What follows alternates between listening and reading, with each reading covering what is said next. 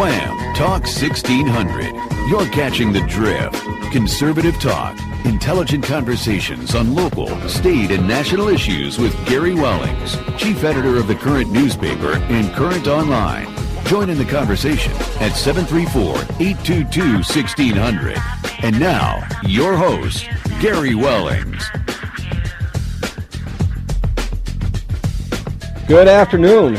This is not Gary Wellings. This is Pastor Richard Dietering joining you today. Gary is out on assignment again today. I almost wanted to say good morning to you as we came on the air, because joining me in the studio, normally when he joins me, or I join him, is way early in the morning on the Abolitionist Roundtable. We have Phil Stargell joining us today also. And today's a little bit of what we'll call on the drift, and we'll call it wham soup. We've got, we have Phil from the Abolitionist Roundtable. You know me from my Moments of Clarity. And we will also have joining us in just a little bit, Linda Hughes from the American Dream. So pretty much your whole Saturday lineup compressed into one show almost. So, yes.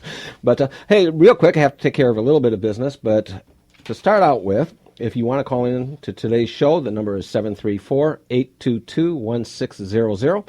Feel free to join us on air. Call that number. Eskelman Equipment, they sell tractors, LS Tractor, if you know anything about farm tractors and small component tractors, as well as full-size tractors. LS Tractors, they carry Coyote tractors and zero-turn lawnmowers, so if you need to plow a field or mow your lawn, make it out to 284 East 6 Mile Road, Whitmore Lake, Michigan, or you can give them a call at 734-994-6000.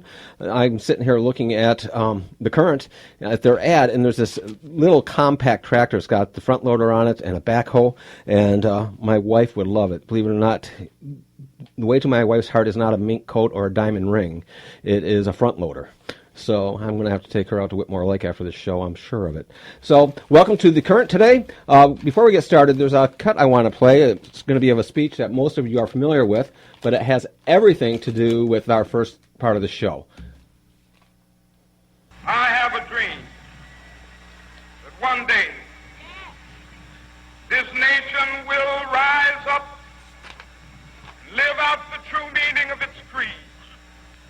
We hold these truths to be self-evident, that all men are created equal. I have a dream that one day on the red hills of Georgia, sons of former slaves and the sons of former slave owners will be able to sit down together at the table of brotherhood. I have a dream.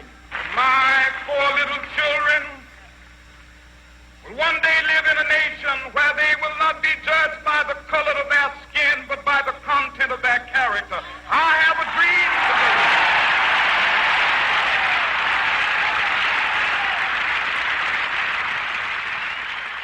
today. You know, Phil, when I hear that speech still, it just touches me deeply to hear that speech.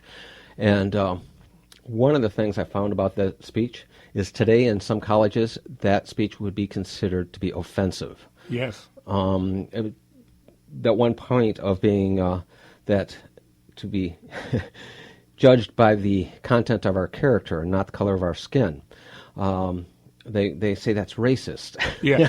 And everything is viewed through the prism of racism today. Every incident that happens, they turn it into a propaganda for the pet project, which is right now to take your and my Second Amendment rights, our free speech right, and basically nullify the Constitution.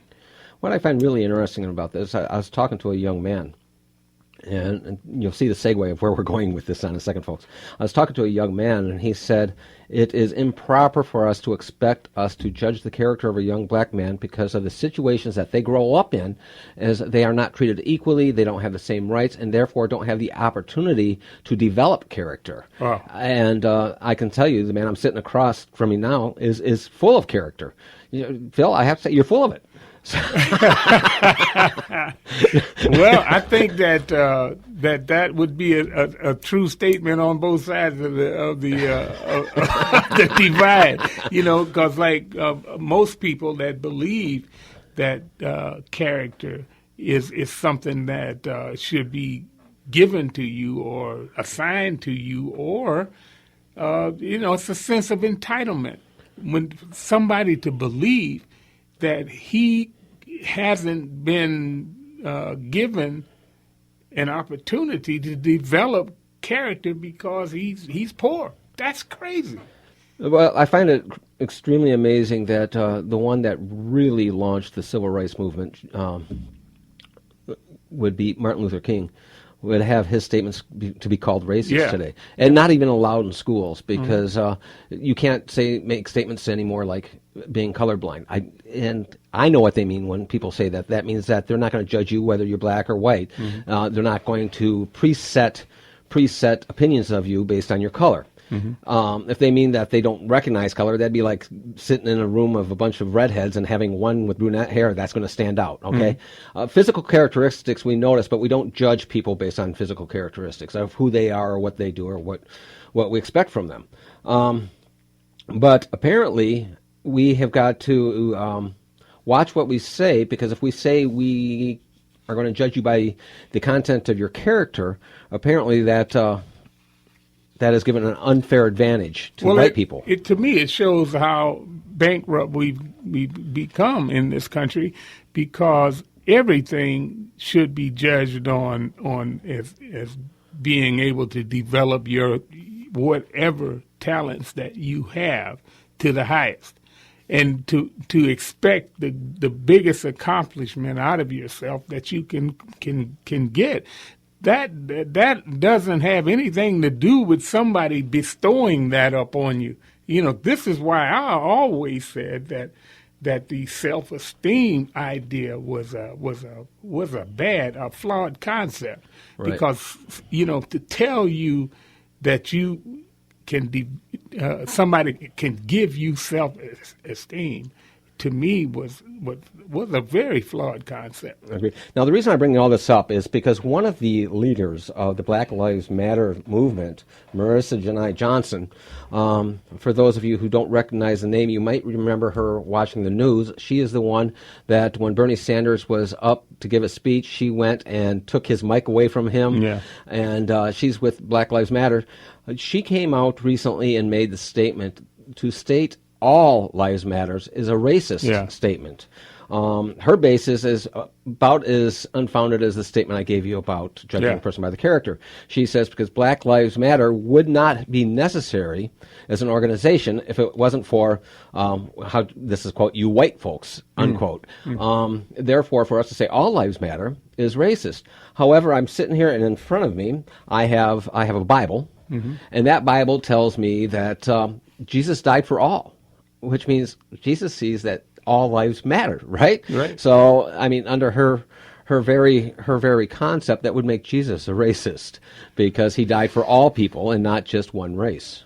Well, she's a part of the party that threw religion out of their convention 4 years ago, if you remember. So, you could talk to her about the wonders and the greatness of the concept of Jesus Christ dying for the sins of everybody, and she would say to it, "That's your idea, your concept of a white Jesus Christ," and all of that. I mean, man, they would reject it.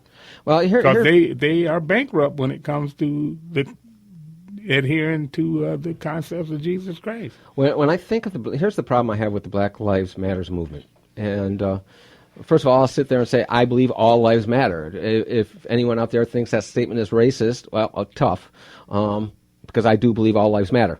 Okay, every life. There are people like Jennifer Lopez that said all lives matter, and she took a lot of flack. A lot of flack. Yeah, and here's the problem. Is we just had a couple shootings. Now we had the one shooting in where the guy was in the car. The girlfriend live streamed it from her car, and talked about it. And now more is coming out about that. And come to find out, she told some lies. And I'm telling you, even the mainstream media is backing off of her now. You know, she was going around, she was making quite a bit of money on the rounds speaking about this. She's actually on a GoFundMe page. They have, and I mean her, the gentleman's sister, and the family have received tens of thousands, even $100,000 on the GoFundMe page over this. But now more is coming out. For example, the guy that they shot was a suspect for an armed robbery 2 days earlier. Wow. And in the video, there's one clip where you see that the gun is actually on his lap. So when you hear the police officer yelling at the woman, don't go towards your boyfriend, don't go towards that, it's because he actually had a gun underneath his hand closest to the driver's side window. Wow. So, and that is available. You can see it online. I'm not just spouting this stuff off. So he was at that time shot. He was at that time shot. Yeah. So how did he get the gun there? Oh, well, here's the thing: is there's a lot of stuff that is streamed in what she's stating that we come to find out isn't true. She says at the beginning that we were pulled over for an out taillight. Mm-hmm. But you have with the police dispatch the recording of that. He says, "I'm pulling this guy over. He looks like the suspect." So. And he gave the reason to dispatch why he was pulling over is because this guy apparently looked like the suspect, the armed robber, right down to the hair dreadlocks and everything else. Now, he was in the passenger side seat. I can't tell you how the officer saw him, except for possibly at a stoplight or whatever. It was enough for him to have cause and tell dispatch that he looked like the suspect of the armed robbery 2 days earlier. So, I mean, there's stuff coming out with that. But after these shootings, regardless, okay, let's say that cop was wrong and he did wrong. That cop needs to pay for it. Oh, yeah. I'm gonna say that right there. Yeah. If the cop had no reason, and if that was done completely out of racial stupidity, that cop needs to pay for it. Well, there is. I don't think any rational person would say that if it was a bad shooting, that he should not pay. But there are people that want to believe that because of some of the high-profile incidents that happened, because these people were acquitted, that there is some privilege associated to being a policeman and shooting somebody. Now, yeah, and now here's my problem on all this. After these happen, we have a protest in Texas. Yeah. And cops get shot. Yeah. You don't know who these cops were. They could have been the one that was out there supporting the communities that you're sitting there saying they don't back. Well, we do know that some of them did that night. Yeah, I know. That very night. Yeah. Exactly. What I'm saying is, but they went out and they shot very innocent men who had families to go home to. Exactly. They were taken out, and they seem to justify it by saying, well, this man was shot, so we're going to shoot, quote, some of yours. And I've actually heard that quote, so it's when does the hatred stop? I mean, it's just going to keep rolling on and on and on and on. And it's not just, and I'm going to say this, and I wish lovely Linda was in with us right now, because it's not just black people being racist out there for Black Lives Matters, or the white people out there being racist for white lives. The groups are far left that are on Black Lives Matter. We know that some of their funding through different chains comes through the Soros line. We know also that a big part of the Black Lives Matter is old white hippies. Yes. And as Linda was saying earlier in her show, they got to experience a Black Lives Matter march, so to speak. And I think there was 3 black people in that thing. The rest were old white hippies carrying the signs. But I think it's a time where we are stuck in this situation of, and we've talked about this many times, identity politics. Mm-hmm. Everyone seems to think that their group deserves privilege. The white people group, the white supremacists, believe that white people deserve their extra. You have the Black Lives Matter that think they deserve their extra stuff. You have the LGBT movement that deserve their special laws. You have all these different groups that want government to pander to them. instead of sitting there and saying, no, one rule, one law, for all. In other words, if you kill somebody, it's a hate